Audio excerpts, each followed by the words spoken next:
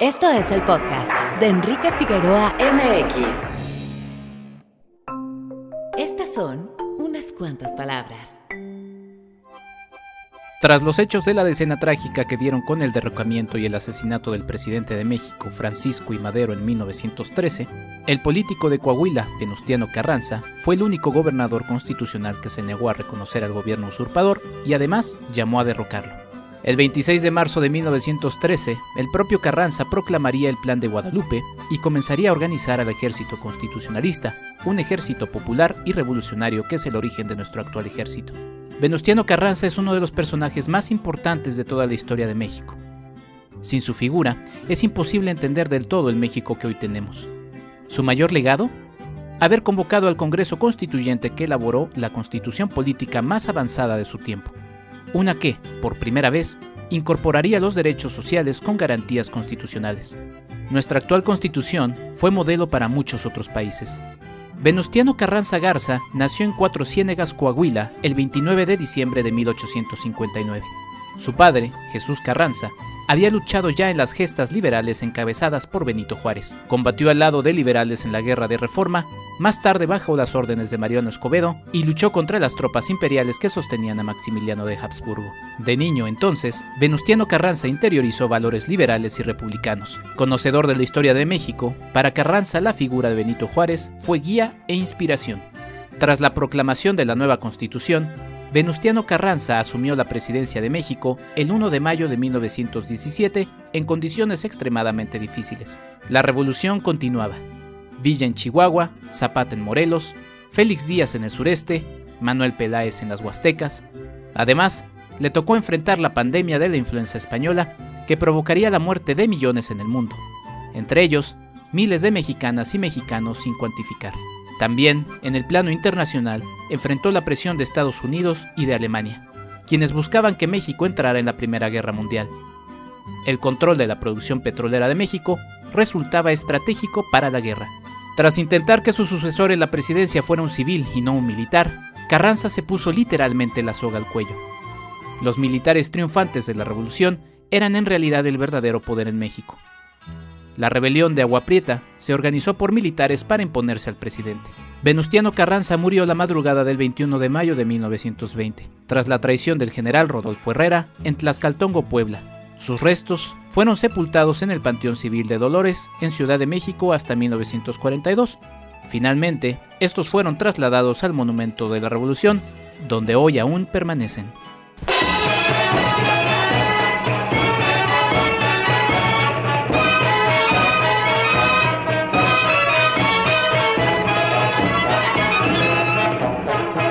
Venustiano Carranza, gobernador de Coahuila,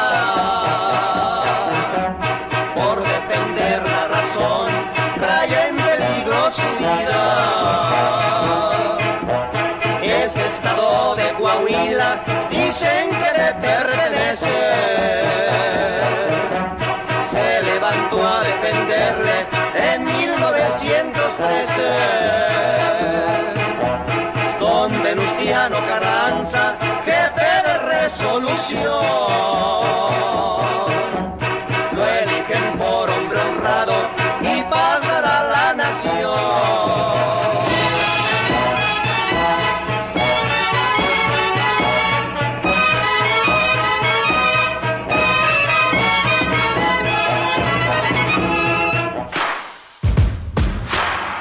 www.enriquefigueroa.mx.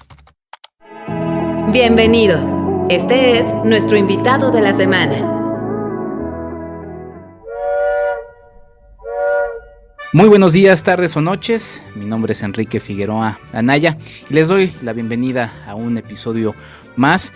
Un episodio que se lanza en pleno lunes de puente. Así que pues saludos a la gente también que nos escucha en el futuro por aquello del asunto temporal, pero que bueno, sepan que se está lanzando en día de puente y que sí, aquí en México, porque también nos escuchan en los Estados Unidos, nos escuchan en Alemania también, saludos hasta Alemania, hasta Deutschland, bueno, saludos pero bueno, en México es un puente porque se conmemora la promulgación de la Constitución Política de los Estados Unidos Mexicanos. que es la que nos rige desde 1917, sí, con sus múltiples reformas y demás, pero pues bueno, es el documento magno, ya platicaremos un poco de ello. Y pues bueno, no solamente es un día libre, sino que se conmemora y pues no sé si se celebre, pero pues bueno, por lo menos es un día en el que se recuerda este hecho que es importante para México, o como son propiamente su nombre, los Estados Unidos mexicanos. Y para ello me da muchísimo gusto saludar y tener en este episodio al abogado Alfonso Pagaza. Es abogado con 6 años de experiencia en el área fiscal, con especial enfoque en litigio fiscal, también en litigio constitucional y en consultoría. Con Alfonso llegué a raíz de una exalumna que tuve. Le mando un abrazo gigante a mi querida Diana Hernández, también abogada. Alfonso, ¿cómo estás? Bienvenido, qué gusto tenerte en este episodio. Gracias por aceptar la charla. Enrique, muchas gracias a ti por invitarme aquí a tu programa y poder platicar contigo de este tema que sin duda es importantísimo, muy, muy en vanguardia y muy también al día con el proceso democrático y todo lo que vivimos con un sexenio muy político. Un sexenio muy político y muy estridente. Ya hablaremos un poco más de ello en algún episodio. No tengo no les niego que sí es un tema que me interesa también, porque finalmente también la historia se va haciendo en el día a día. Justamente este episodio se marca en el eje de historia, Alfonso, y pues bueno, justamente te invité para platicar de la Constitución Política de los Estados Unidos Mexicanos, pero me gustaría, justamente aprovechando bueno, no lo dije, pero eres amante también de la historia. Por ahí me decías antes de empezar a grabar que por ahí había pasado por tu cabeza estudiar algún momento historia, así que bueno, qué padre que puedas platicar con nosotros de este tema. Pero pues voy a empezar por lo básico. ¿Qué es una constitución y por qué es importante, Alfonso? Sí, fíjate que las constituciones han existido desde toda la vida, ¿no?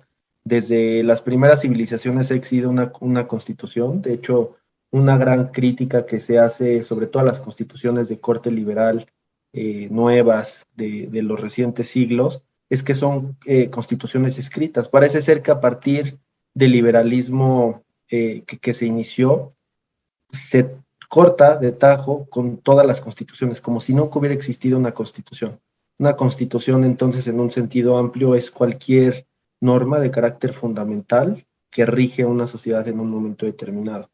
Y entonces, una de las grandes críticas que hace por ahí también un gran autor constitucionalista, que es el maestro Fioravanti, Paulo Grossi, es la excesiva y desmedida necesidad de codificar y de tener en una ley en sentido formal y material todo el orden fundamental. O sea, ya platicaremos más ahorita adelante en algunas otras reflexiones, pero parece ser que si no es una constitución escrita, parece ser que no hay una constitución, pero la constitución se vive todos los días.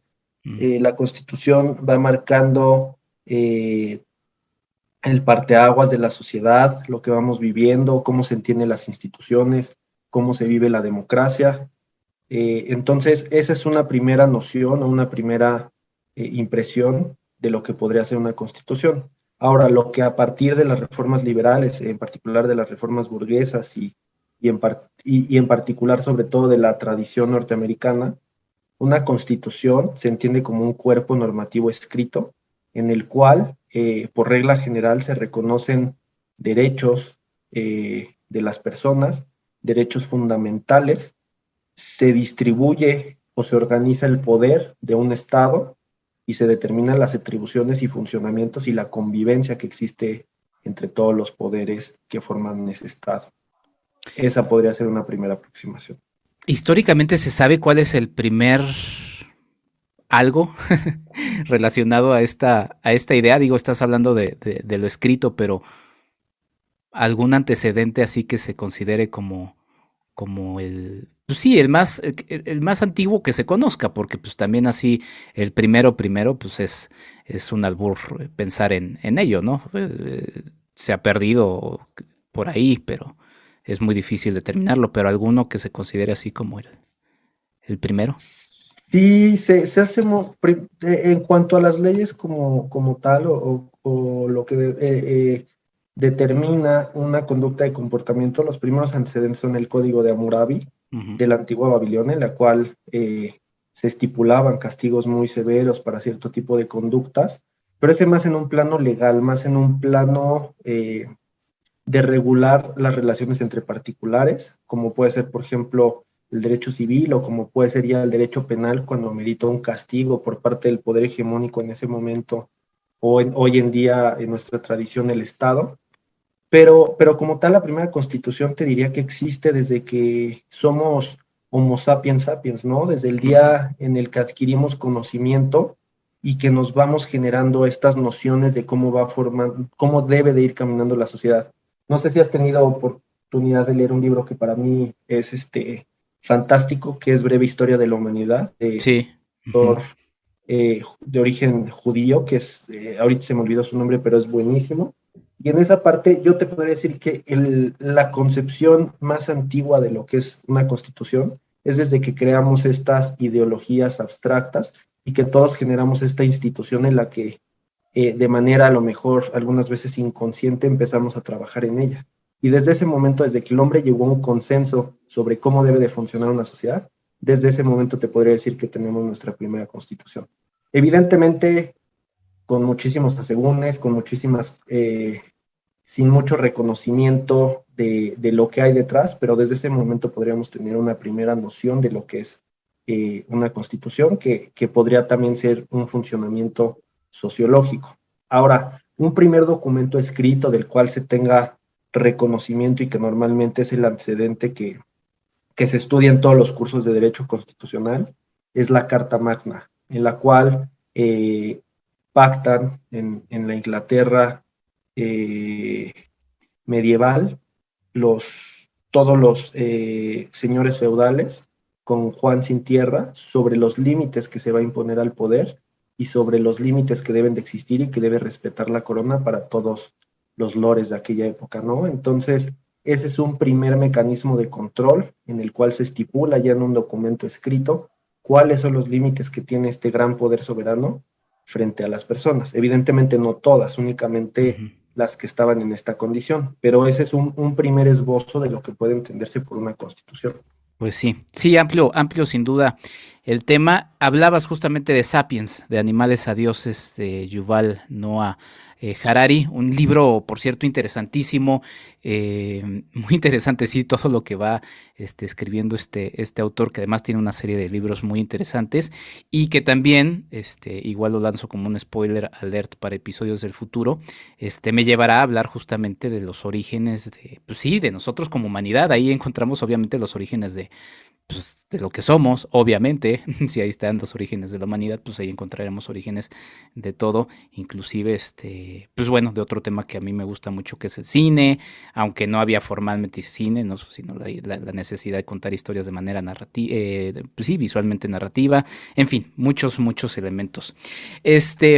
Ya que nos presentas justamente este preámbulo, pues bueno, aterrizamos en México, que es justamente el sitio geográfico del que queremos hablar. Y el año pasado, para la gente del futuro, estoy hablando de 2021, pues se cruzaron ahí distintas conmemoraciones, y una de ellas fue 1821, que es... pues sí, más o menos ya también lo platicamos en ese episodio en específico, los invito a que lo escuchen. La fecha en la que se marca más o menos el asunto de la consumación de la independencia, aunque posteriormente todavía los españoles dieron batalla, en fin, es algo que de todas maneras, por el asunto de la firma del Acta de la Independencia, pues bueno, y la entrada del ejército trigarante con Iturbide y Guerrero hasta el final, y la firma del Acta sin los insurgentes y demás, se marca como el nacimiento de la nación mexicana, y a partir de ahí pues nace la necesidad justamente de darle orden a la misma.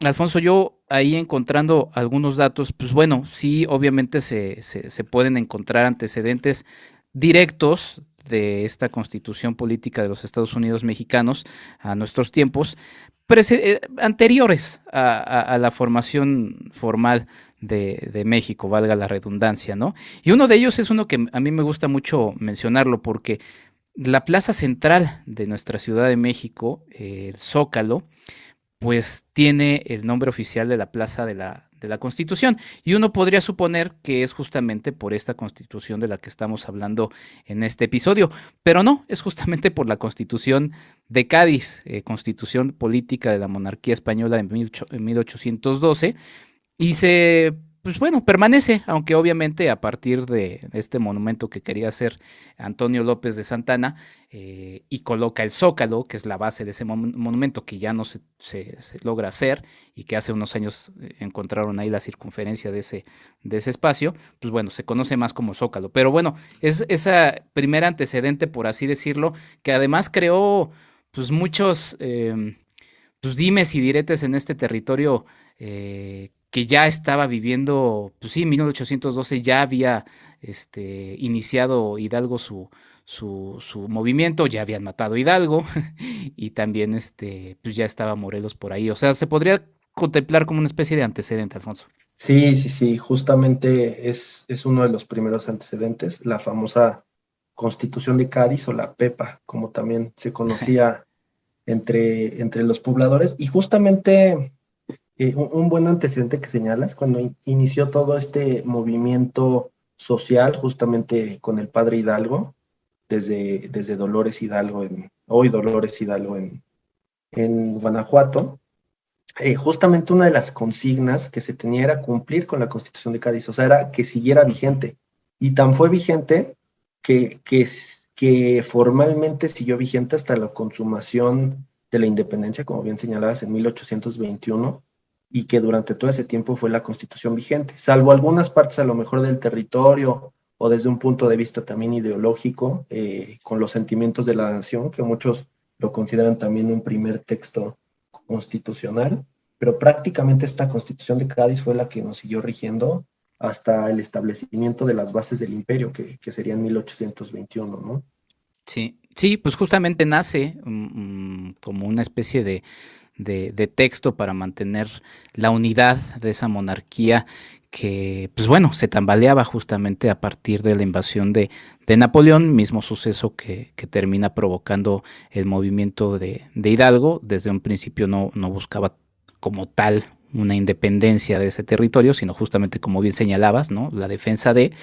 Y sin embargo ya presentaba elementos muy importantes, ¿no? O sea, ya también se trataba como que visualizaba esta onda de incluir a los territorios ultramar de España. Hay que recordar todo el continente prácticamente americano y que lo habían desechado. O sea, ya se le daba por ahí, por ejemplo, la representación a este territorio, ¿no? Con 21 diputados, ya también se dividía en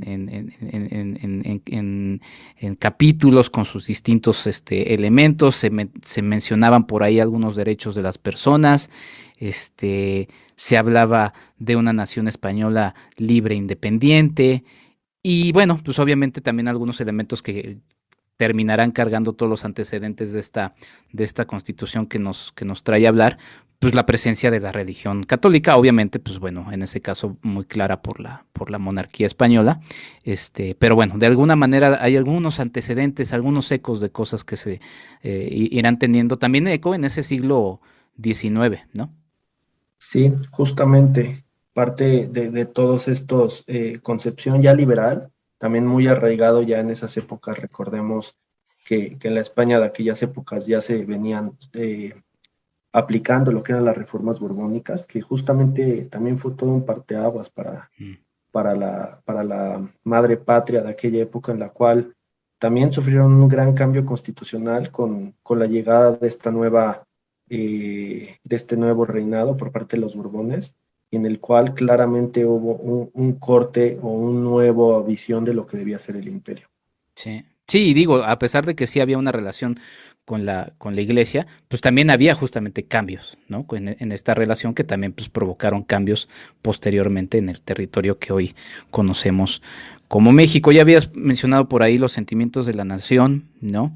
Este documento importante. ¿Qué destacarías de que aunque pues no rige, no tiene por así decirlo, no se ejerce, pues termina siendo justamente un documento que ya, sin ser México, ya hablaba o pensaba justamente en esa idea de nación que llegaría hasta 1821.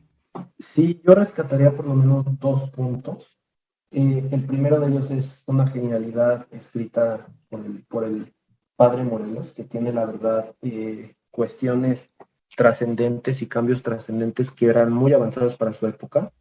Y sobre los dos puntos que me gustaría reflexionar, sobre el primero es la abolición total de la esclavitud. O sea, Ujú.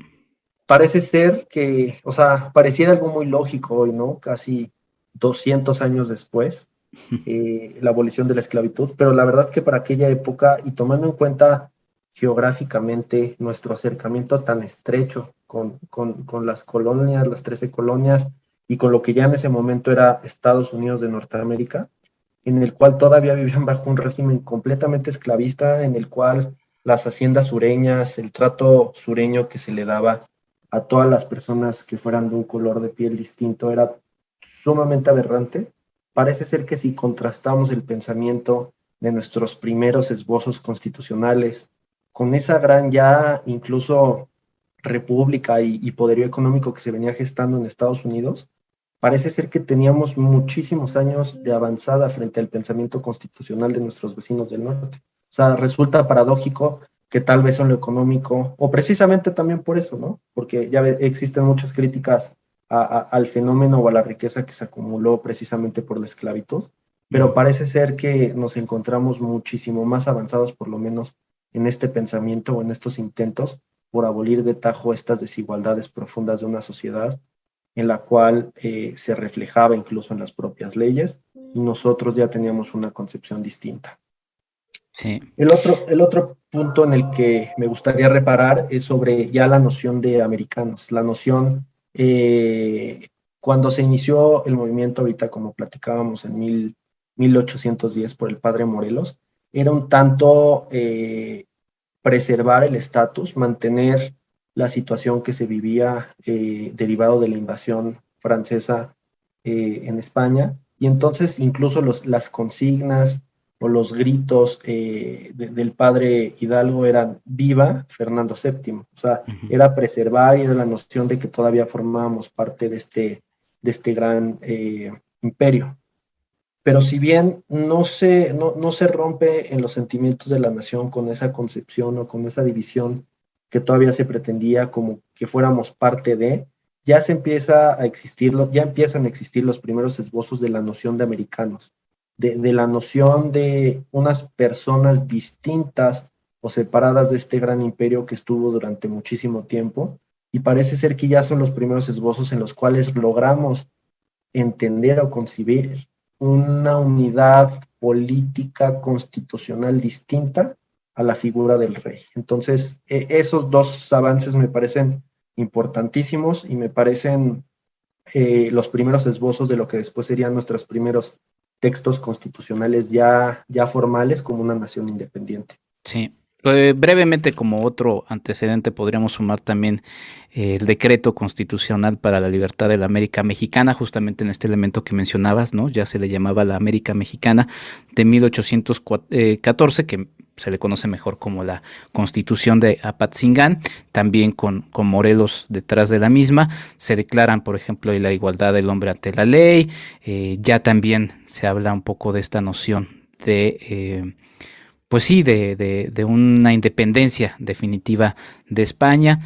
Tampoco estuvo vigente, pero finalmente sus ideales terminaron permaneciendo. Se habla de tres poderes, ¿no? Algo que termina siendo como básicamente algo que queda en todos los demás antecedentes, aunque ya hablaremos de uno en particular en donde se añade uno más, que serían los legislativo, ejecutivo y judicial.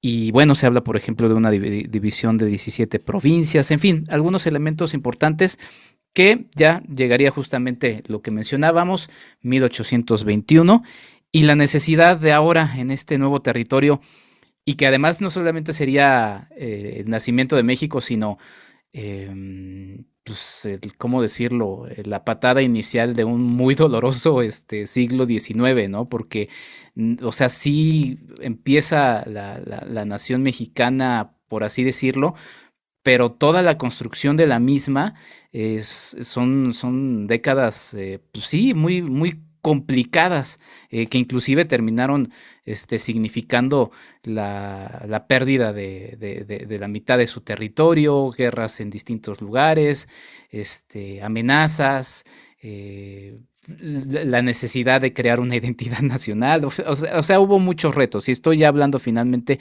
de esa Constitución Federal de los Estados Unidos mexicanos del 4 de octubre de 1824, que ya de alguna manera lo que trata de hacer es pues darle orden un poco como lo que decías, Alfonso, después de que también, pues hay que recordar, Iturbide, monarquía, fusilamiento, todo lo que terminó siendo también esos primeros años que no fue nada sencillo. Sí, sí, sí, totalmente. Los primeros años fueron un completo caos, como que más allá a lo mejor de la visión oficialista de lo que podría parecer la división entre lo que se buscaba que fuera un imperio o que fuera una república, generaba aquí ese descontento. Pero permíteme hacer también un pequeño comentario antes, algo que es muy poco explorado, pero que también tiene un mérito constitucional importantísimo, fue la creación del propio imperio. Muchas veces Claro.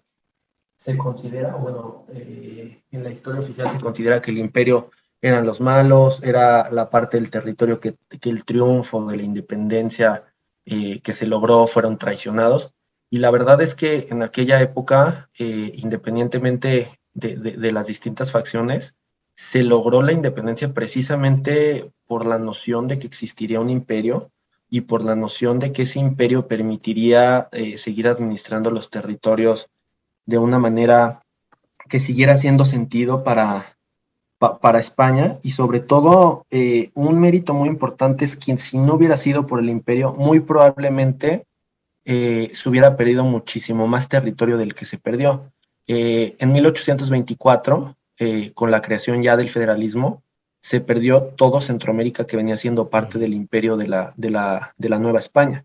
Entonces, si no hubiera estado el imperio entre la República y entre la terminación de lo que venía siendo ya estos lazos con España y la consolidación de la República, muy probablemente hoy no estaríamos hablando del México como lo conocemos, sino de a lo mejor incluso otras 4 o 5 divisiones que estaban muy marcadas en las intendencias de aquella época, que existían 4 o 5 en todo el territorio, en todo el territorio, y que todas tenían el ánimo incluso de convertirse en pequeños territorios administrados de manera distinta. Entonces, un mérito importantísimo del imperio fue justamente lograr esa unidad constitucional, en la cual se entendía que era un solo territorio que dependía de un gran poder central, que muchas veces, incluso así en la historia oficial, así los conocemos, los centralistas y los malos, pero si no hubiera sido por esa cohesión política que se dio en estos primeros años de vida independiente, muy probablemente estaríamos hablando de 4 o 5 repúblicas en lugar de lo que hoy conocemos como México. Entonces es un gran mérito, a lo mejor desde el punto de vista de unidad territorial, política, lo que se logró con esta pequeña transición entre la consumación de la independencia, el imperio, y ya después lo que sería la Constitución de 1824. Importante esto que marcas, Alfonso, sí, justamente por el hecho, en una de esas hasta Chiapas también, se iba, ¿no? Que por ahí estuvo fuera y bueno, se logró mantener. El territorio llegaba hasta Costa Rica, ¿no? Y de ahí para arriba todavía era, pues sí, el primer territorio de la nación mexicana. Y también, pues sí, esta narrativa que mencionas que pues todavía permanece, ¿no? Y ya, como lo mencionaba al inicio de este episodio, nos llevará a platicar en algún futuro sobre lo que estamos viviendo, pero sí esta división que también se marcó sobre todo a finales del siglo XIX, bueno, en todo este periodo de liberales contra conservadores, ¿no? Y ya revisando justamente a los liberales de ese entonces, pues encontrará que muchos de esos liberales eran más conservadores que los propios conservadores, que inclusive eran más liberales y así y viceversa, ¿no? Entonces, bueno, la verdad es que resulta muy, muy interesante y eso me lanza también a preguntarte algo, porque pues sí, nace como una monarquía México, pero en ese primer imperio, porque el segundo ya años después llegaría, mm, ¿cuál es el primer presidente que se conoce? ¿De dónde nace la noción del presidencialismo? Porque venimos justamente en el siglo XVIII, monarquías, o sea, ¿cuál es la primera figura presidencial que se conoce, por así decirlo, y que terminaría siendo pues ya lo que otros países adoptarían por ahí? Pues sí, pienso que otra vez es esta influencia que ya mencionaste al inicio de este episodio. Sí, justamente la noción de por qué se debe de tener una república presidencialista en primer orden fue porque los vecinos del norte, si bien estaban más desarrollados, no se sentían muy cómodos en tener un imperio en su frontera sur, o sea, era el imperio mexicano y no les gustaba mucho la idea. Entonces, parece ser que gran parte de los esbozos constitucionales de 1824, prácticamente te puedo decir que la constitución es, si no una copia muy semejante en grandes partes a la constitución de Estados Unidos, y justamente ahí adquiere ya una forma de Estado como una república para que también se tuviera el poder segregado, fuera una república en contraposición a una monarquía que permite el cambio de poder, que existe una figura en la cual el poder lo detenta el propio pueblo sin que exista una vigencia temporal en la cual la monarquía pues prácticamente dura toda la vida o hasta que exista una revolución y se cambie con el gobierno. Y después, por otra parte, la república constituida con un sistema federal. Justamente en esta época ya parece ser que los conservadores dejaron estando detrás un poco de la noción de un imperio, pero dijeron, ok, entonces tengamos una forma de gobierno centralista mediante la cual desde el centro se administre todos los territorios.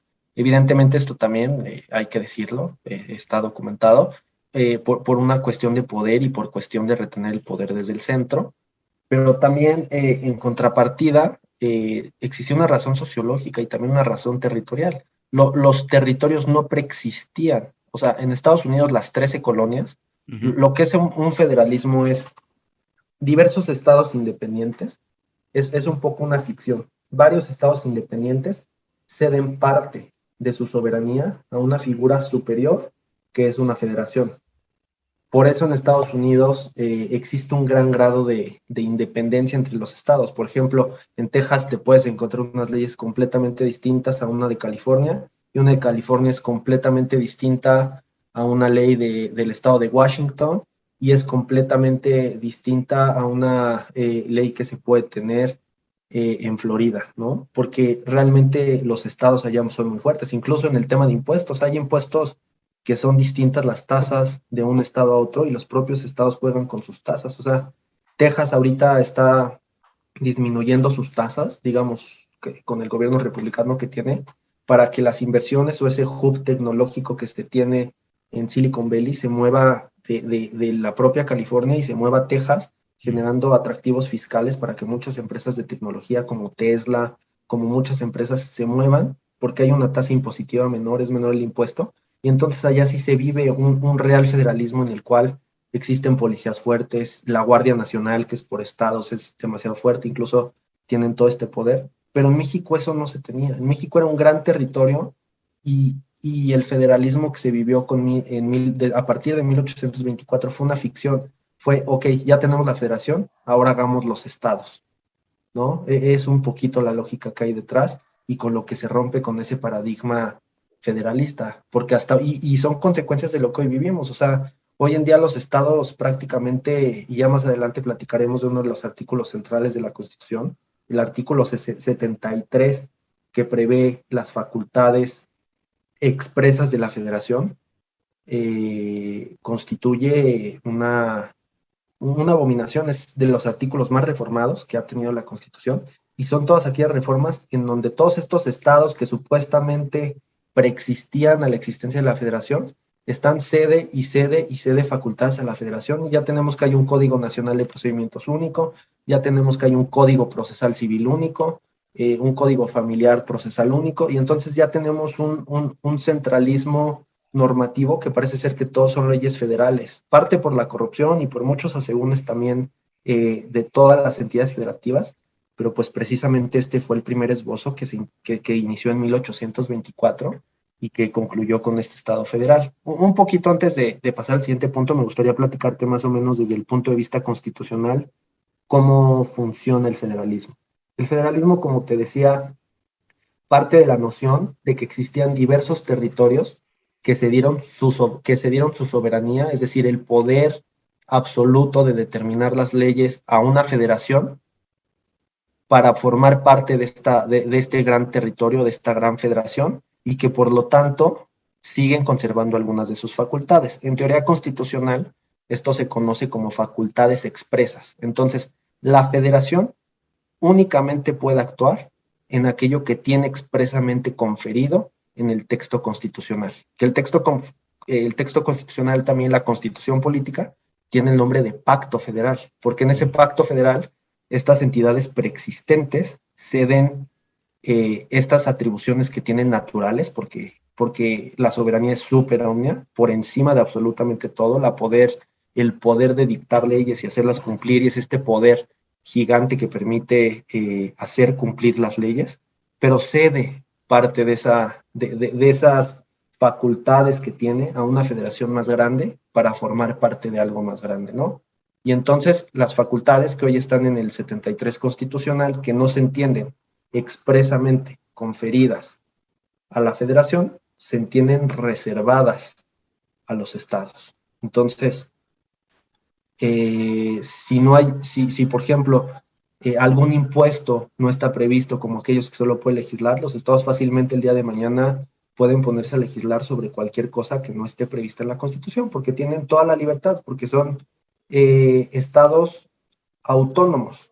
También muchas veces se ve estas leyendas cuando uno va en carretera y llega a un estado libre y soberano de Nuevo León, ¿no? No es un estado libre y soberano, es un estado autónomo, porque lo que es soberano es la federación. Entonces, justamente acotando ya mis comentarios, en esta Constitución de 1824, justamente se crea esta federación, y justamente es en la cual se crea esta noción constitucional de que entonces no es un pastel, vamos a partirlo, vamos a generar entidades federativas y vamos a funcionar de una forma federalista, muy a semejanza de nuestro vecino norteamericano. Pues muy interesantes los datos que mencionas, Alfonso, como escuchan nuestros escuchas, porque también son tuyos ya ahora. Pues es un tema muy, muy amplio. Y sí, nada más para meter quizá ahí un elemento adicional a lo que mencionabas antes de esta precisión y pues sí, análisis de lo que nos mencionabas sobre el federalismo. Sí, o sea, hay que tener en cuenta que la Nueva España, y quizá habré de hacer otro episodio también al respecto, pues funcionaba como lo que necesitaba la monarquía española que funcionara. O sea, no le crearon una estructura tal que le hiciera pues funcional como como algo independiente. O sea, necesitaban que les sirviera para recursos y que funcionara en términos económicos. Y ya, entonces cuando viene la formación de un estado, pues sí, el Nuevo México se encuentra con todas las problemáticas de, bueno, ahora qué hacemos, porque pues hay que crear muchas cosas para que esto funcione como debe de funcionar. Cosas que, bueno, pues sí, provocan todo lo que ya habíamos mencionado en el siglo XIX, y que a mí es un tema que me interesa mucho porque pues también otro de los territorios que perdió mucho, si México sufrió con eso, pues ya ni hablar de Centroamérica. O sea, muchos de los problemas actuales de Centroamérica, digo, hay muchos elementos obviamente alrededor, pero se pueden encontrar en el origen de eso. O sea, si imagínense, si todo el territorio central de la Nueva España, que es lo que es hoy México, funcionaba de esa manera, realmente Centroamérica tenía otro tipo de función que no era tan importante para la corona española, y que bueno, eso termina derivando en muchos problemas que aquejan hoy a ese territorio. Entonces, bueno, en fin, es un tema muy, muy amplio y muy interesante, pero bueno, lo quería mencionar a raíz de lo que mencionabas, Alfonso. Pues bueno, vamos a hacer una pausa, Alfonso, no sin antes mencionar, me detuve un poquito en estos antecedentes porque creo que son importantes, pero existen también las bases y leyes constitucionales de la República Mexicana de 1836, también están las bases bases orgánicas de 1843, está el acta de reformas de 1847 y después aterrizaremos en un antecedente ya directo, muy directo de hecho, de la Constitución de 1917, que es la Constitución Federal de los Estados Unidos Mexicanos de 1857. Pero para ella vamos a hacer ahora sí una pausa, vamos a un breve corte para ya entrarle directo a la del 57, pero ya para entrarle a la del 17, estoy nada más y nada menos que con el abogado Alfonso Pagaza, hablando de pues este motivo que tiene a muchos en el día que se publica este podcast descansando en sus casas. O bueno, donde deseen haber pasado el puente, ¿verdad? Ya regresamos, no se vayan. Hablemos de diseño y construcción con el arquitecto Jorge Figueroa Márquez.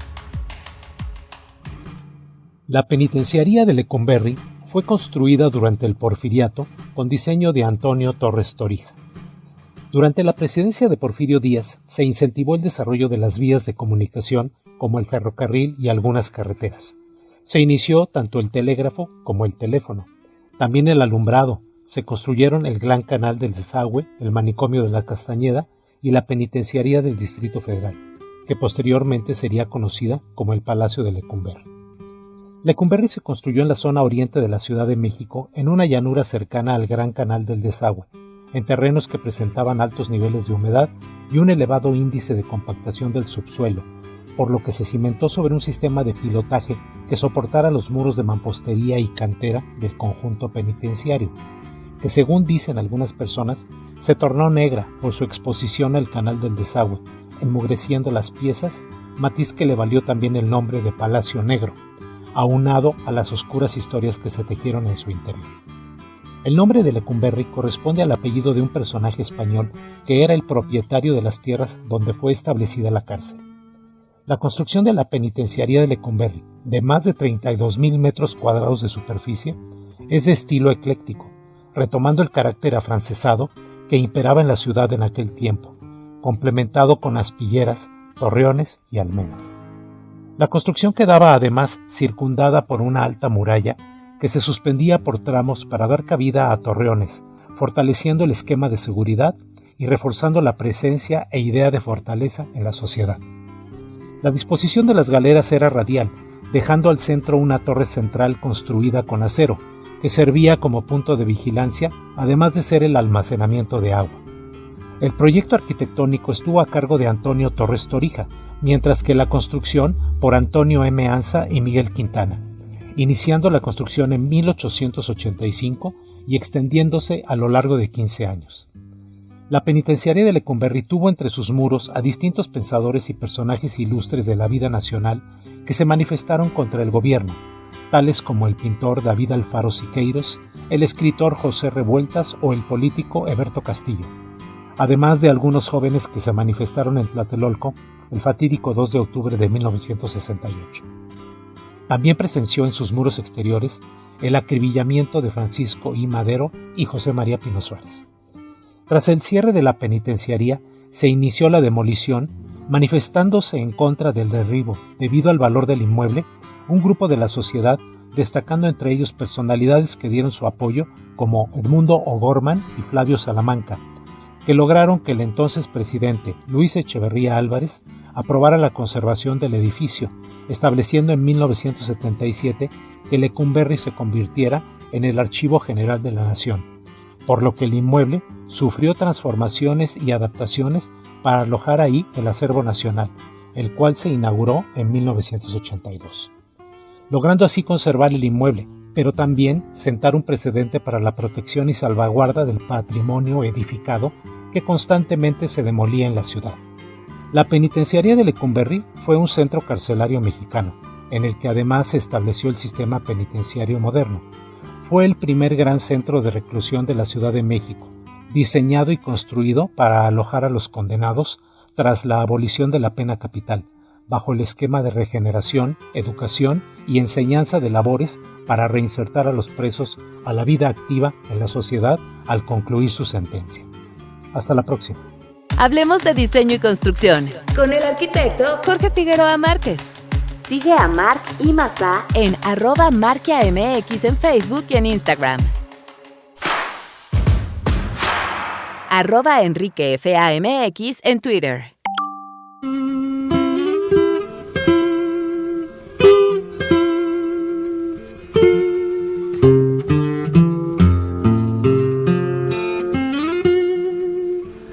Ya Venustiano Carranza tiene su constituyente para enderezarle las leyes que les va a dar a la gente.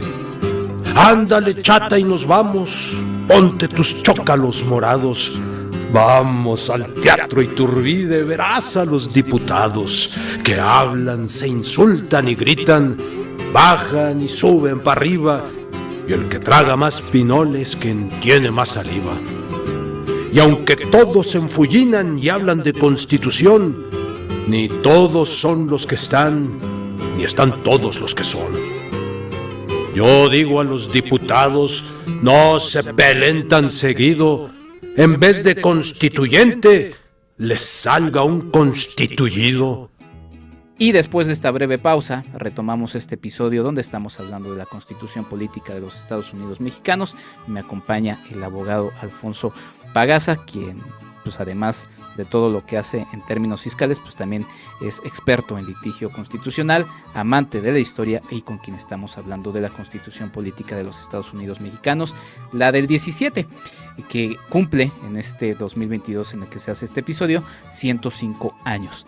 Después de los antecedentes que ya mencioné posteriores a la del 24, a la Constitución del 24, de 1824, aterrizamos ya en la Constitución Federal de los Estados Unidos Mexicanos de 1857, que es un antecedente directo a la del 17 y que termina siendo pues fundamental también para la historia de nuestro país. Todavía faltarían años convulsos en México de ese siglo XIX, todavía faltaría el Segundo Imperio Mexicano, en fin, vienen cosas todavía muy problemáticas para nuestro territorio, pero bueno, es un documento importante para México. Y justamente es un documento importantísimo, es un documento, el de 1857, que si bien en las primeras etapas de la vida independiente de México, la pelea era entre el federalismo, entre el centralismo, entre esta noción de quién debía tener el poder, si debíamos ser un estado unitario o si debíamos ser, a imagen y semejanza de nuestros vecinos del norte, una república federalista, también con temas de si debíamos ser una monarquía o un imperio o una república. Parece ser que aquí ya, la de 1857, quedan muy claras las bases, que debemos ser una república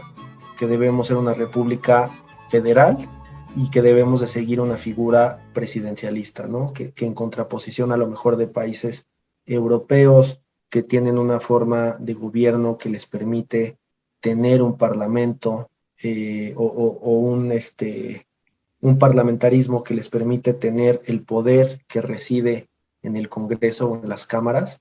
Aquí ya adoptamos por una figura presidencial, pero existen muchos matices parlamentarios, como se les conoce en derecho constitucional, en los cuales existe, por ejemplo, el nombramiento o para la aprobación de ciertos partes que componen el Ejecutivo, que se ayuda de la administración pública. Existen ciertos matices mediante los cuales el Congreso debe de aprobar ciertas acciones del presidente. Muchas que hoy en día siguen en vigor, por ejemplo, la aprobación para ir a la guerra, la aprobación del presupuesto, de cómo se gasta el dinero del país, debe de pasar por el Congreso. O sea, el presidente, si bien dispone ya de la forma en la cual se ejecuta, que es por eso el Ejecutivo, el Congreso es el que se aprueba cuánto y en cómo, y por eso es tan importante construir una ciudadanía, que salgamos a votar, que digamos, oye, este representante, sabemos que su tendencia política es la que nos guste, pero que el presupuesto se va a gastar de esta manera, y es por eso que existen estos pesos y contrapesos que ya se prevén en la Constitución, que dicho sea de paso, es una Constitución muy liberal, ya recoge prácticamente todo el pensamiento liberal europeo, en el cual se reconocen derechos, en el cual se conceden ya, o más bien se reconocen, que eso ahorita lo platicaremos, que es un punto muy importante de la Constitución de 1917, ya reconoce un montón de derechos humanos, que después, ya derechos humanos, la denominación es de 2011 en nuestra Constitución, pero ya se empiezan a reconocer un montón de límites al poder público, al poder político, y se empieza a construir una verdadera ciudadanía en este primer antecedente, pero también, dicho sea de paso, es tan liberal que permite la creación de grandes riquezas, la creación, también al desamortizarse, bueno, eso ya las leyes de reforma, y también en parte de la Constitución, al combatir tan directamente al poder eclesiástico, que era el poder no solo político, el poder económico, y al desamortizar los bienes, pues todas esas propiedades pasan a ser ¿de quién? Pues de los pobladores originarios, y empieza a pasar parte también pues de los grandes caciques, y se empieza a generar un problema tan liberal que no existe una regulación de la propiedad privada, y entonces es donde se empiezan a amasar parte de los grandes territorios. O sea, digamos,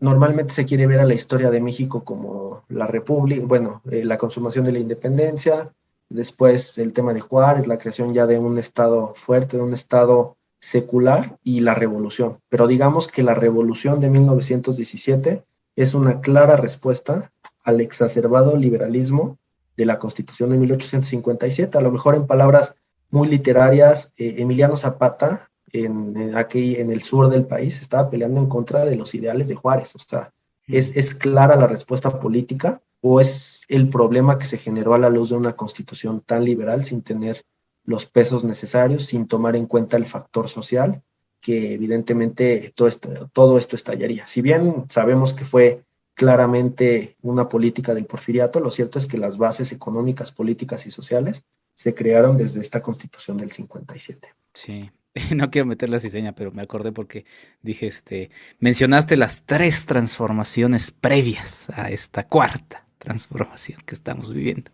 Pero bueno, antes de puntualizar algunos elementos de la del 57 que también me gustaría, o curiosidades, nada más para no dejarla, porque lo había mencionado, en las bases y leyes constitucionales de la República Mexicana del 36, es donde se sumó por así decirlo, 4º poder, que es el supremo poder conservador, que era una especie ahí como de vigía de los otros 3 poderes, una cosa bastante extraña. O sea, sí tenía como atribuciones, pues muy poderosas, ¿no? Podía ahí como vetar cosas y demás, una cosa bastante curiosa. Es la única variación en los poderes. Pero bueno, regresando a la del 57, pues sí, esto que mencionabas, ¿no? O sea, ya empieza a haber una noción de tolerancia religiosa, ¿no? Después de que en los antecedentes, pues era marcada la intolerancia religiosa, ¿no? Por ahí me encontré esta curiosidad de que si el Distrito Federal, cosa que terminó sucediendo, ¿no? Bueno, no se trasladó, pero se trasladaba a otro lado, pues ahí estaba estipulada la creación de un estado del Valle de México, ¿no? También que por ahí aparecía la posesión de armas en domicilio.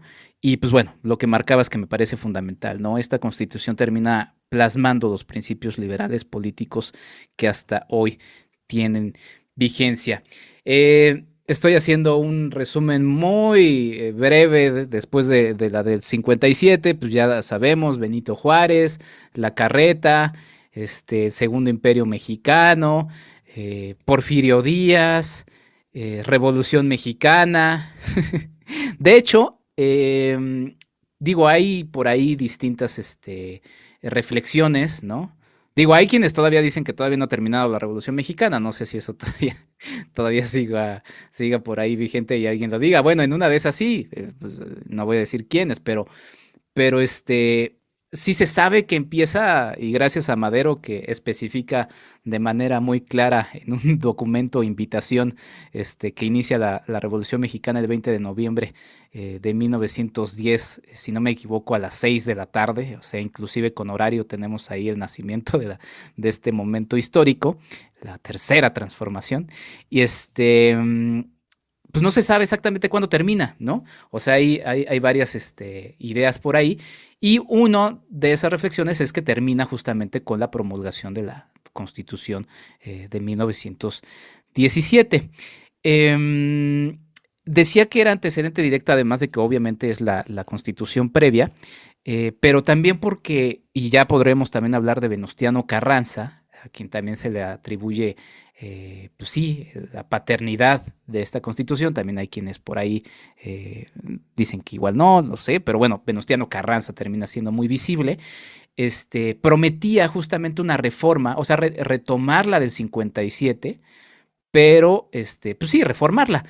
De repente, pues bueno, se da cuenta que pues sí han pasado, ¿qué? 60 años, y pues ya era hasta anacrónica, o sea, había cosas que no existían en ese entonces, no existía la presencia del petróleo, había cosas que ya no eran, o sea, había pasado muchísimo tiempo, la verdad. Entonces, pues bueno, lo que dices, bueno, vamos a hacer una reforma íntegra, ¿no?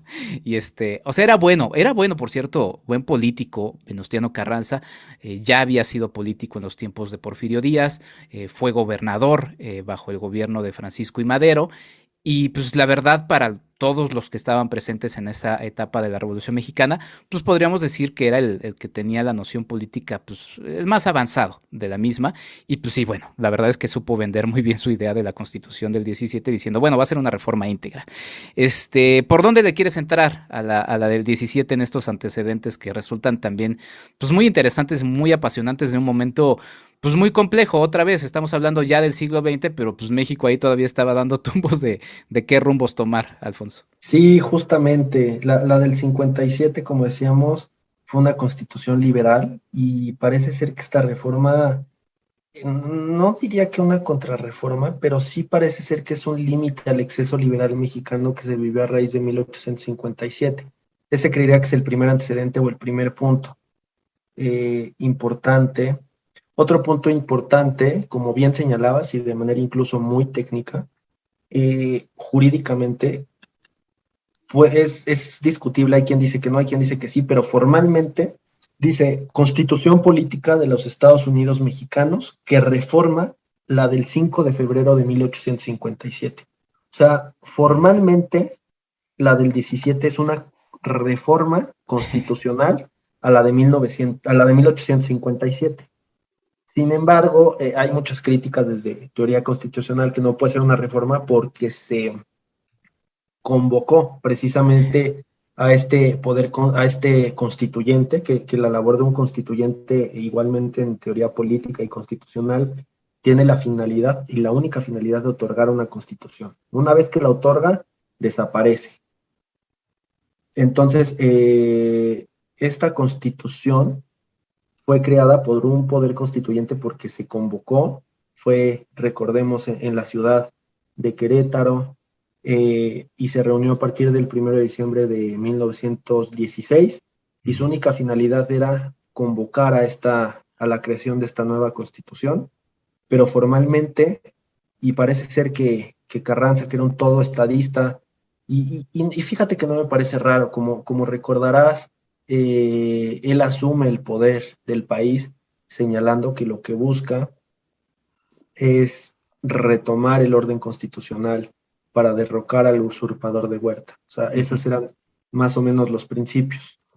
Y parece ser que como él, para que no se pusiera, era una persona muy inteligente, era, como decías, un político muy astuto, más allá de los méritos académicos, me parece que era un estadista bastante inteligente, y me pareció que para que no se pudiera en duda esta nueva constitución, por eso la reformó. Él sabía perfecto, no creo que no haya sabido que no era una nueva constitución, pero las primeras palabras denotan a un estadista: constitución que reforma a la del 5 de febrero de 1857. O sea, él no quería que se pusiera en duda la legitimidad de este nuevo texto y que generara guerras dolorosísimas y que generara mucho más cosas que en parte terminaron sucediendo, pero que tuviera esta legitimidad. Ahora, desde un punto de vista formal, cuando se constituyó, cuando se convocó al constituyente, es interesantísimo ver que uno de los requisitos para poder ser constituyente o para poder ser diputado constituyente de este cuerpo que se encargó de crear esta nueva constitución para todos, uno de los requisitos era haber sido parte del movimiento constitucionalista. O sea, ¿qué legitimidad, y esta es una crítica, qué legitimidad podría tener una constitución que en sus propias bases para convocar está dejando de fuera a zapatistas, a villistas, a huertistas, a porfiristas, está dejando a gran parte de la ideología política? O sea, está dejando gran parte fuera. Entonces, ¿qué tan constituyente puede ser algo que está dejando, que más bien, qué tan legítimo puede ser algo? Porque constituyente, claro que lo es, porque era un factor real de poder de aquella época, pero qué tan legítimo podría ser que se dejara de fuera a tantas facciones para poder crear este texto. Ese es uno de los primeros antecedentes, a lo mejor más que jurídicos políticos, que resultan interesantes de aquella época. Es que, vaya, es un tema muy interesante. Por cierto, saludos a los vecinos que al momento que grabo están haciendo su Omicron Fest, que igual se está colando por ahí en mi audio. Una disculpa, pero bueno, me parece muy interesante porque sí, o sea, era un político tan aversado, Venustiano Carranza. Te iba a decir que tenía un colmillote, pero en su caso tenía una barbota, ¿no? Que denotaba su gran capacidad política. Y sí, el ambiente, pues, o sea, había batallas, había guerra. O sea, si nosotros pensamos que en nuestros tiempos está muy dividido, pues bueno, en esos tiempos la gente se mataba, ¿no? O sea, digo, ahorita quizá te pueden dejar de hablar y demás, pero y bueno, también obviamente la gente muere. Pero bueno, el asunto es que había batallas, o sea, era una situación muy, muy compleja. Y como bien había señalado Alfonso, Carranza lo que hace es prometer retomar la del 57 y para que y levantarse contra Huerta, y para que esta situación no termine pues acrecentando más peleas, discusiones, pues lo que hace es decir esto: o sea, la vamos a reformar de manera íntegra, porque si se le ocurría decir que iba a ser una nueva constitución, era, hey, pero ya habías prometido que, ¿no? O sea, sí era una situación compleja. Y también ese elemento que termina siendo muy interesante y que mencionas, si no me equivoco, el propio Carranza lo menciona, de hecho, dice, a ver, no voy a perder en Congreso lo que se ganó en batalla. O sea, habían ya ganado en guerra, con muertes. O sea, había que hacer válida esa pérdida pues sí, de personas. Y ni modo, los que hacen la Constitución terminan siendo los ganadores de ese momento, ¿no? Entonces, digo, un ejemplo es la Convención de Aguascalientes, que se levanta, que se hace anteriormente, pero pues quienes la habían promulgado habían perdido. Entonces no había, por así decirlo, alguna legitimidad de lo mismo, ¿no? Entonces sí, se dejan afuera a los villistas, a los zapatistas, como bien mencionaba Alfonso, pero bueno, pues así sucedió, ¿no? Y bueno, nada más creo que eran como algunos de los elementos que quería mencionar. Por cierto, se dilató un poquito este asunto del constituyente, porque justamente en el 16 aparece la famosa expedición punitiva contra Francisco Villa, que delata un poco las cosas. También estaba un poco como esta tensión otra vez de que el ejército mexicano, digo, el ejército de los Estados Unidos entraba al territorio mexicano, después de que Villa había ido ahí a echar desmadre en Estados Unidos. Pero bueno, tocas un elemento que me gustaría, nada más para mencionar una curiosidad: ¿de quiénes se compone primer congreso, bueno, este congreso constituyente? ¿Quiénes lo formaban? Había muchos colegas tuyos de ese tiempo también, obviamente, abogados, pero había mucha gente también. Creo que sí termina siendo, a pesar de lo que mencionas, pues muy diverso. Contempla gente de distintos estados. No había gente de Quintana Roo ni de Campeche porque por alguna razón no llegaron, pero era diverso y también con una tendencia de clase media, por así decirlo, Alfonso.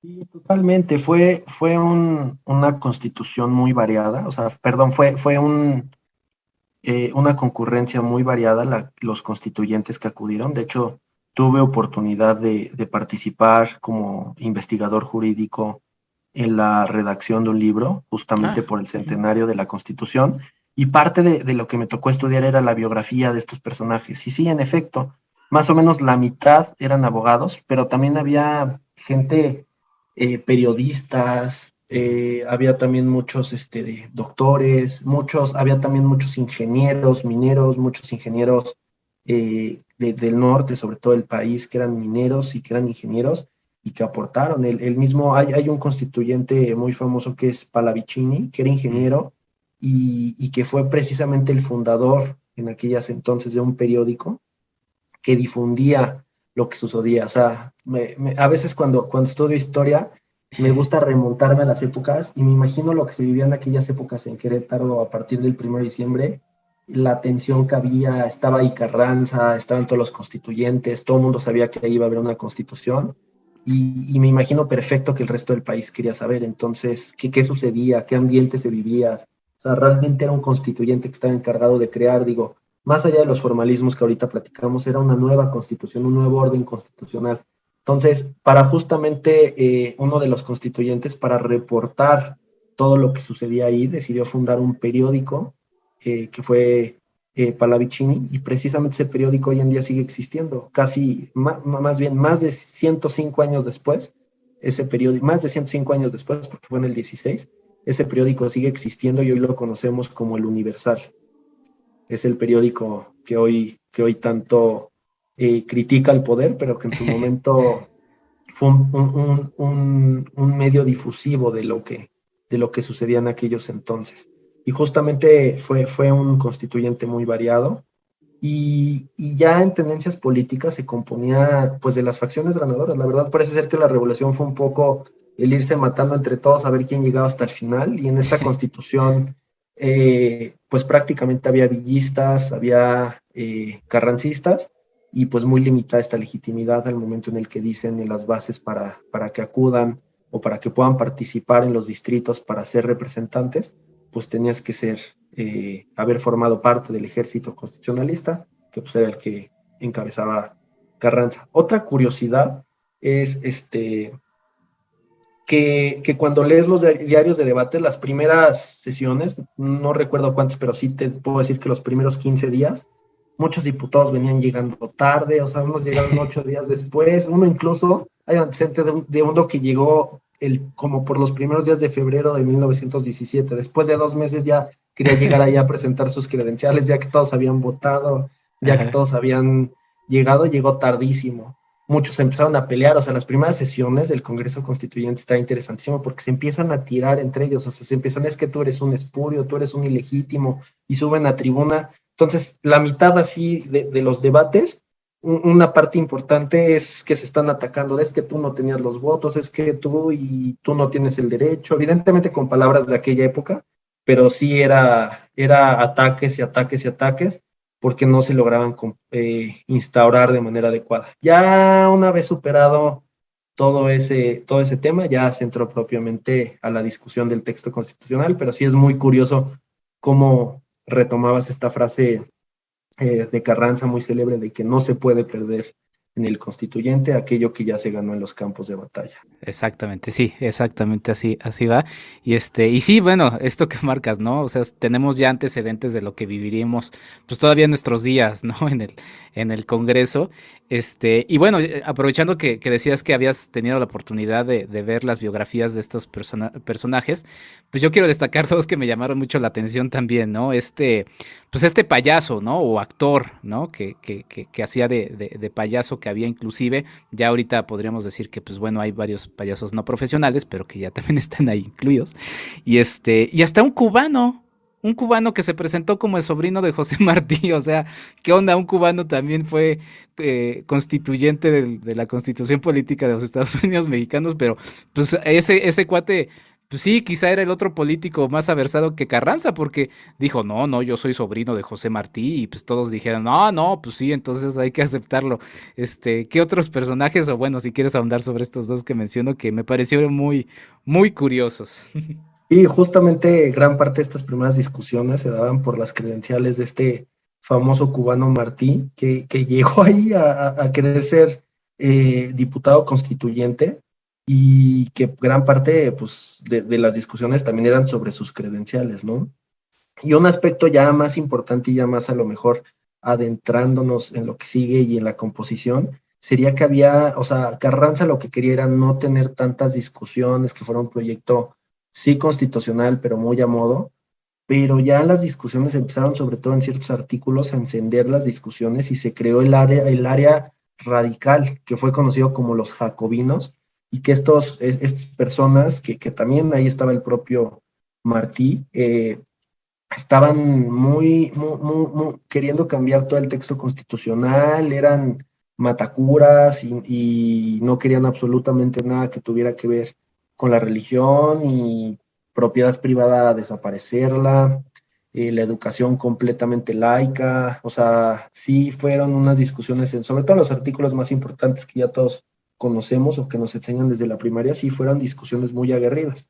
Otro dato curioso, por ejemplo, la Constitución de 1857, en el proemio, dice, Ignacio Comonfort, presidente sustituto de la República, a los habitantes de ella saber que el Congreso Extraordinario Constituyente ha decretado lo que sigue, en el nombre de Dios y con la autoridad del pueblo mexicano. Esta Constitución, la de 1857, muy liberal y todo, pero todavía la figura jurídica se juró, el presidente la juró proteger, o sea, juró frente a Dios, esta palabra muy religiosa que es jurar. En cambio, la de 1917 fue la primera Constitución que se protestó, ya fue un ambiente más civil, un ambiente en el cual ya no se jura, sino un ambiente en el cual se protesta cumplir con el contenido de la Constitución. Ese es un dato que si bien es simbólico, parte justamente ya de este pensamiento fuerte jacobino que tenía la composición del Congreso de 1917, y que incluso, por ejemplo, hoy en día nuestros vecinos del norte juran la Constitución, nosotros la protestamos. Entonces, ese es un dato también muy interesante que habla un poquito de la notoria o abierto anticlerismo que tenía la composición del constituyente del 17. Sí, muy interesante eso, el clásico In God We Trust de los Estados Unidos, y que bueno, en fin, es muy presente. Pues muchos elementos, Alfonso, este episodio se nos fue corriendo, y tú también otras cosas que querías mencionar, a ver, nada más para puntualizar también, ¿por qué en Querétaro? Ya que estaban allá en Querétaro, pues pensar en un traslado a la Ciudad de México resultaba un tanto caro, entonces pues ya la idea pues era mantenerlos allá, además de que Querétaro pues también era una ciudad que ya pues sí había ganado varios puntos a nivel histórico importantes para poder ser la ciudad en la que se promulgaba esta Constitución. Y otro elemento que me da mucha curiosidad es que pues también decían, bueno, es que además si los llevamos a la Ciudad de México, pues se nos van a distraer los congresistas, ¿no? Entre los shows ahí se van a ir a los burdeles, no sé, pues sí, también, o sea, como decir, bueno, mejor que se queden en Querétaro, en donde no hay tanta diversión, por así decirlo. Saludos a la gente de Querétaro, nada en contra de ellos, pero bueno, a la Ciudad de México, pues bueno, tenía esos espectáculos, entonces pues también de alguna manera por eso se detiene en eso. Y pues nada, Carranza dijo, a ver, tienen 2 meses para hacerlo, no quiero que se me distraigan, que se generen fricciones, que haya más situaciones, y termina, pues, realizándose. Querías puntualizar algunos artículos, no sé, con qué quieras comentar, mi querido Alfonso, que la verdad se nos fue como hilo de media este episodio que, pues sí, la verdad es que da para mucho de qué hablar, pero creo que resulta muy interesante para salirnos de lo obvio, de platicar, pues sí, de este momento que es importante conmemorar. Sí, justamente es una charla que da para muchos aspectos políticos, sociales, y justamente para hacerlo también un poco aquí para todas las personas que nos escuchan interesante, pues evidentemente los artículos que todos conocemos, ¿no? El tercero constitucional sobre la educación, que debe de ser laica, que después laica, pero siguieron existiendo las escuelas de monjitas y de padres durante muchos años, entonces ya nadie entendía por qué la Constitución lo prohibía, pero pues, siempre ha habido, ¿no? Escuelas, entonces hasta ya la época, creo que fue con Salinas o con Zedillo que se arregló ese problema constitucional, pero prácticamente la Constitución lo prohibía, entonces ahí es otro ejemplo de una Constitución formal, una Constitución que queremos que sea escrita, a una Constitución que se vive todos los días. No podíamos desconocer la importante institución educativa que generaron desde la colonia las órdenes religiosas, y pretendíamos desconocerlas diciendo se termina, ¿no? Un poco la política de hoy, ya no hay corrupción porque así lo dice la ley, ya no hay escuelas de padres o sacerdotes porque así lo dice la ley. Siempre hemos pretendido que reformando un artículo, ya, el día de mañana no hay, y eso pasó, el día de mañana no hay pobres, y ya mañana amanecemos con 50 millones menos de pobres, y parece ser que ya se terminó, ¿no? Entonces, esa es una primer crítica al tercero constitucional, que evidentemente lo que todos ya conocemos. Ni Dios pudo con los mandamientos, ¿no? Exacto. Otro artículo, bueno, voy a terminar con el primero porque es uno de los más interesantes. Después viene el 27, ¿no? Que todos conocemos, la propiedad originaria, es 2 vertientes este artículo. En principio, la propiedad en la de 1857 era propiedad privada, muy al estilo Estados Unidos, Revolución Liberal, la propiedad privada, aportación de armas, que por ahí creo que retomabas, o sea, un aspecto muy liberal. La de 1917 genera ya este esbozo en el cual sí es una propiedad, pero la propiedad originaria, ¿de quién es todo? De la nación. ¿Qué es la nación? Aquel es un concepto sociológico, un concepto jurídico indeterminado, que es pues todos los que componen el Estado, ¿no? La nación es más un concepto sociológico. Ellos tienen la propiedad privada, quien tiene a su vez el derecho de constituir una propiedad derivada que pertenece a los particulares. Pero esta propiedad privada, el Estado tiene el inalienable, o sea, no puede delegarlo, es un derecho propio de imponer las modalidades que considere el interés público. Y aquí es donde ya entramos al tema de la expropiación, al tema ya de una figura más de la utilidad pública de la propiedad, ¿no? Y en un segundo segmento, en el propio artículo 27, pues ya el antecedente de lo que después se crearía con los famosos ejidos. Los ejidos, que es una figura muy mexicana, que no existe prácticamente en ninguna otra legislación del mundo, que es esta figura que todos conocemos, pero es una propiedad muy rara, o sea, ¿qué quería Emiliano Zapata? La tierra es de quien la trabaja, ¿no? El gran lema. Y con la figura del ejido no tienes la propiedad, o sea, los campesinos no tienen la propiedad.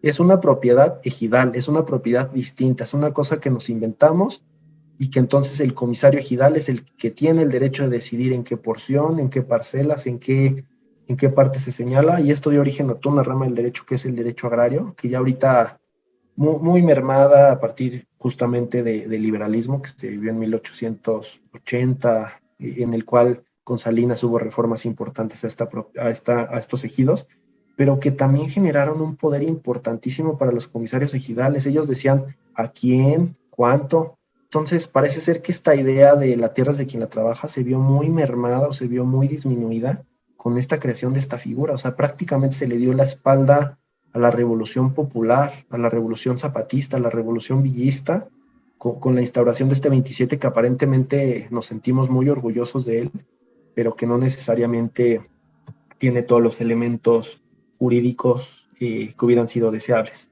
Y ya por último, el artículo famoso 123, hay incluso aquí en la Ciudad de México hasta una calle que lleva ese nombre, y es en donde se consagran ya los derechos, ¿no? La verdad es que sí era un artículo necesario, o sea, veníamos de una explotación en donde por ahí en las minas se metían niños porque pues, en los huecos no cabían, entonces, pues mira, aquí está Juanito que mide 1.40, que se meta ahí al hoyo a ver que le rasque, ¿no? Entonces, pues era necesaria esa figura. Los derechos laborales, que también es una legislación interesantísima, mexicana, las juntas de conciliación que ya hoy desaparecieron, pero que fue una figura tan mexicana, tan el ejercicio del derecho, también con muchos problemas como todo lo mexicano, mucha corrupción, muchos problemas legales, pero muy interesante este artículo 123 que también reconoce el derecho a huelga, que también reconoce la creación de sindicatos, que reconoce el trabajo máximo, de 8 horas con un día de descanso, a salario igual, trabajo igual,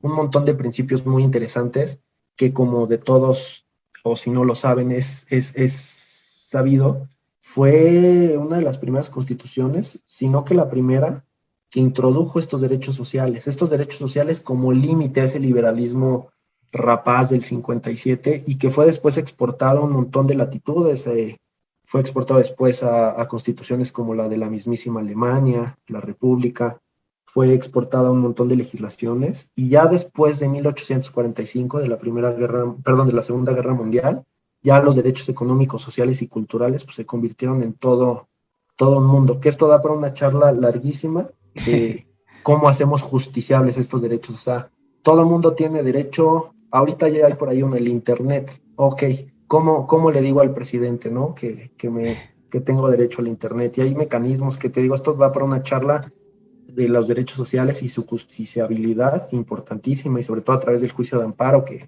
ha estado muy en boga constitucionalmente en los últimos años, pero está muy interesante esa parte. Y ya para concluir, el artículo primero que también genera un cambio muy importante. Fíjate que en la de 1857 el artículo primero dice: el pueblo mexicano reconoce que los derechos del hombre son la base y el objeto de las instituciones sociales. Aquí el Estado, la Constitución, te reconoce que tú, Enrique, por el simple hecho de ser persona, tienes derecho a la vida, derechos humanos, derechos fundamentales, derecho a un juicio justo, derecho de audiencia, derecho a portar armas. Y el primer artículo de la Constitución de 1917 dice: en los Estados Unidos mexicanos, todo individuo gozará de las garantías, entiéndase derechos, que otorga esta Constitución. O sea, si te das cuenta del cambio. Claro. En 1857 lo reconoce, o sea, por ser Enrique, por ser Alfonso, por ser Juan, por ser Margarita, los tienes. En 1917, el Estado omnipotente, el Estado fuerte, te los otorga. ¿Por qué? Porque te los otorgamos, porque somos la soberanía, porque somos un ejecutivo, un Carranza, un presidencialismo fuerte. Y esto me lleva a concluir con la última crítica. Justamente, si bien es una palabra, si bien es algo muy pequeño, un mensaje, termina siendo el engranaje constitucional que permeó y que dio paso a lo que después sería un partido único, que duró 70 años, con un presidente fuerte, con un Congreso a modo, con los gobernadores a modo, con ministros nombrados por él, con embajadores en todo el mundo nombrados por él. Entonces, lo que vivimos después de la revolución de un partido fuerte no fue una coincidencia. El texto constitucional lo permitía, el texto constitucional lo recogía y el texto constitucional lo sancionaba, ¿no? Digo, también tuvo muchas ventajas que eso también da para todo un programa de por qué era necesario a lo mejor un ejecutivo fuerte, pero es una necesaria crítica a la Constitución de 1917, la cual la verdad es que trajo el tan anhelado orden a nuestro país. Pues sí, largo tema, y nada más para cerrar con esta reflexión que hacías, pues esa anécdota, seguramente fue anécdota, ¿no? Porque sí resulta muy coherente con lo que dices en donde le preguntaba el señor presidente, ¿qué horas son? Y le contestaban por ahí, las que usted diga, señor presidente, ¿no? O sea, si quiere decir que son tal hora, pues usted manda, ¿no? En fin, un tema muy interesante. Alfonso Pagaza, abogado, pues te agradezco mucho por esta charla, fue amplia, pero pues es lunes de puente, se permite, y creo que es un tema interesante y que justamente abordamos temas interesantes, a un tema que de repente pues puede ser un poco árido para la mayor parte de la gente, así de ¿por qué la Constitución mexicana? O sea, qué aburrido hablar de ese tema. Espero que hayamos dado algo de color a este tema y pues bueno, antecedentes que creo que sí son importantes para hablar de ello, sobre todo dándole continuidad a lo que ya decía al inicio del episodio, después de este 2021 en donde pues conmemoramos varios hechos históricos que se van sumando. Por ahí no mencionamos también a Ricardo Flores Magón, quien por cierto el gobierno de esta actual presidencia pues le ha dedicado este 2022, ya hacia el final de año hablaremos de él, pero pues bueno, había muchas cosas que se fueron presentando ahí en el camino y Lázaro Cárdenas y las múltiples reformas, o sea, la historia no acaba ahí, todavía continúa. Alfonso Pagaza, ¿dónde te pueden seguir? ¿Dónde te podemos buscar? Y bueno, una vez más agradeciéndote tu presencia en este episodio. Muchas gracias, Enrique, por la invitación y por poder aquí compartir algunas reflexiones y sobre todo que la historia siempre nos sirva no como una acumulación de datos, sino como un entendimiento de lo que sucede hoy en día y como una crítica que si lo vemos así, hicimos varios esbozos de lo que hoy en día son los problemas. Muchas gracias a ti por la invitación. Me pueden encontrar en Facebook como Poncho Pagaza o también me pueden escribir a mi correo alfonso.94@hotmail.com. Pues ahí está, Alfonso, te agradezco mucho por esta charla. Nosotros nos vamos a ir a unas breves recomendaciones y pues nada, muchas gracias y nos estamos viendo en el futuro, Alfonso. Gracias, Enrique, será un placer y muy buen día festivo a todos, que esperemos que estén descansando y que estén en esta fecha tan importante para todos los mexicanos, recordando los orígenes. Así es. Bueno, nada más una última pregunta que te quería lanzar a partir de este artículo primero que decías. ¿Es la ley suprema que rige a los mexicanos, la Constitución mexicana, o hay alguna ley universal, por ahí decirlo, que rige, que tiene mayor poder sobre ella? Es una pregunta muy interesante, Enrique, y a la vez muy técnica, pero voy a tratar de contestarlo lo más fácil posible. En diciembre en 2011 hubo una reforma a este artículo primero. Podrá criticarse mucho la transición política de inicios del siglo, pero sin duda algo que se tiene que reconocer es que fue un cambio democrático. Y como parte, yo diría que de los más importantes cambios que se tuvo fue que en el artículo primero constitucional se reformó nuevamente y se señala ahora que en los Estados Unidos mexicanos se reconocen los derechos contenidos en la Constitución y en los tratados internacionales de los que el Estado mexicano sea parte.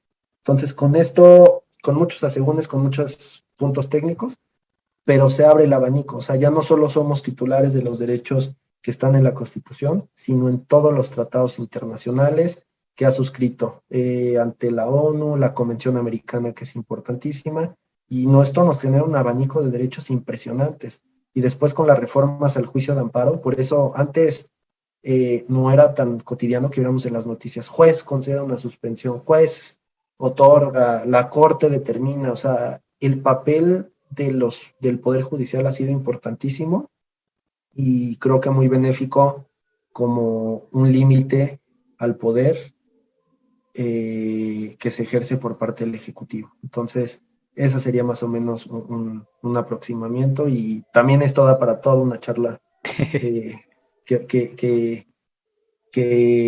pudiera tener sobre este tema interesantísimo que son los derechos humanos y su justiciabilidad. Muy bien, Alfonso. Pues ya, vámonos, porque si no te voy a preguntar más cosas. Vámonos a las recomendaciones. Muchas gracias, Alfonso Pagaza. Nos vemos en la próxima y ustedes quédense para justamente unas recomendaciones más y ya volvemos. Nuestra recomendación para el fin de semana. La recomendación de este fin de semana es que acudan a los cines a checar El Callejón de las Almas Perdidas, la más reciente película del realizador mexicano Guillermo del Toro. En esta protagonizan Bradley Cooper, Rooney Mara, Cate Blanchett, Toni Collette, Willem Dafoe, entre otros actores. El guion es de Guillermo del Toro y Kim Morgan, basado en la novela de William Lindsay Gresham. La película es una reversión de la misma de 1947 de Edmund Goulding. Después de La Forma del Agua de 2017, Guillermo del Toro regresa con una película de ficción en donde siguen presentes los elementos que tanto le interesan. Ya saben que es un hombre al que le gusta todo el asunto de los monstruos, pero en esta ocasión, en una película que da, por así decirlo, un salto en su autoría, termina dándole otra presencia. Finalmente sí vemos monstruos, por así decirlo, pero monstruos que lo tienen, o esa monstruosidad, por así llamarla, la tienen de manera interna. Y sí, esos monstruos, como bien se marca, pues son precisamente los seres humanos. La película es una cinta que recuerda al cine negro, también un poco a este cine tipo Freaks, por algunos elementos que, aunque no aparecen, están ahí presentes. Y es una película entretenida, quizá un poco larga a mi parecer, pero bueno, es una película que llamará la atención y que seguramente dará mucho más de qué hablar. Hay una versión, por cierto, en blanco y negro que se estrena a través de Cinépolis. Sin más, ahí está la recomendación: El Callejón de las Almas Perdidas, o Nightmare Alley, como es su nombre en inglés. Esa es la recomendación para este fin de semana. ¿Quieres ayudarnos a hacer más contenido? Tu apoyo es fundamental. Entra a www.patreon.com/Enrique Figueroa MX y elige entre las muchas recompensas que tenemos para ti. Desde un agradecimiento en este podcast hasta tu participación en un cineclub en línea donde tú puedes elegir el tema. Además de 50% de descuento en nuestros cursos, talleres y tours. ¡Únete! Sé parte de esta comunidad.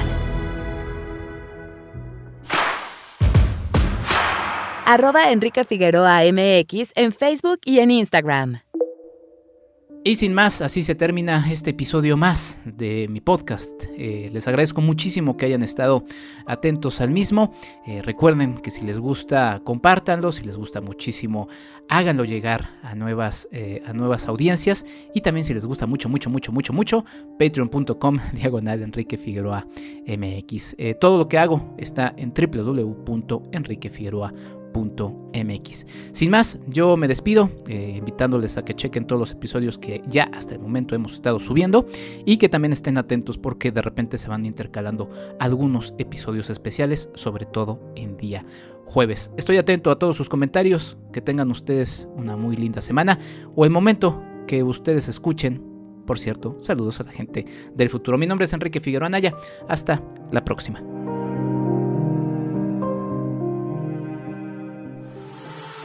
Esto fue el podcast de Enrique Figueroa MX. Hasta la próxima.